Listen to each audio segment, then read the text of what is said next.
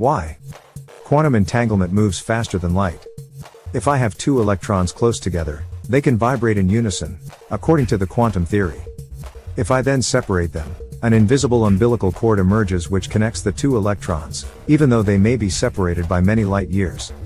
If I jiggle one electron, the other electron senses this vibration instantly, faster than the speed of light. Einstein thought that this therefore disproved the quantum theory, since nothing can go faster than light. But actually this experiment, the EPR experiment, has been done many times, and each time Einstein was wrong. Information does go faster than light, but Einstein has the last laugh. This is because the information that breaks the light barrier is random, and hence useless. For example, let's say a friend always wears one red sock and one green sock. You don't know which leg wears which sock. If you suddenly see that one foot has a red sock, then you know instantly, faster than the speed of light, that the other sock is green. But this information is useless. You cannot send Morse code or usable information via red and green socks.